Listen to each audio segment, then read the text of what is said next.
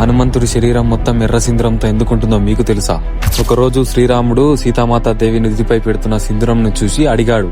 దేవి, నీవు ప్రతిరోజు ఎర్ర కుంకుమను నుదుటికి ఎందుకు పెట్టుకుంటావని అడిగాడు. అప్పుడు సీతామాత నవ్వుతూ ఇలా చెప్పింది, ఇది నా భర్త యొక్క దీర్ఘాయుషు కోసం నేను ఈ సింధూరంని పెట్టుకుంటాను.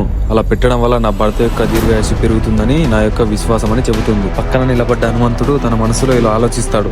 మాతా సీతాదేవి కేవలం నుదుటిపై సింధూరం పెట్టడం వల్ల శ్రీరాముడికి దీర్ఘాయుషు పెరుగుతుందని అంటే నా రాముడి జీవితం అంతా సుఖంగా దీర్ఘంగా ఉండాలని నిలప్పుడు కోరుకుంటాను. కాబట్టి నేను నా శరీరం మొత్తం సింధూరంతో పూసుకుంటే నా ప్రభువుకు ఆయుష్ శక్తి రెండు పెరుగుతాయని అనుకొని ఆయన ఎటువంటి సంకోచం సందేహం లేకుండా తల నుండి కాళ్ళ వరకు ఎర్ర సింధూరంతో తన శరీరం మొత్తం పూసుకుంటాడు. తర్వాత శ్రీరాముడు హనుమంతుడిని చూసి ఆశ్చర్యపోతాడు. అప్పుడు హనుమంతుడిని ఇలా అడుగుతాడు, ఈ శరీరం మొత్తం ఆ సింధూరం అంతా ఎందుకు పూసుకున్నావు హనుమా? అప్పుడు హనుమంతుడు ఇలా వినయంగా సమాధానం ఇచ్చాడు. ప్రభు, మా అమ్మ సీత మాట ప్రకారం సింధూరం నీ దీర్ఘాయుష్ ఇస్తుందని తెలిసి నేను నీకు మరింత ఆయుష్ ఇవ్వాలని అనుకొని నా శరీరం మొత్తం పూసుకున్నాను.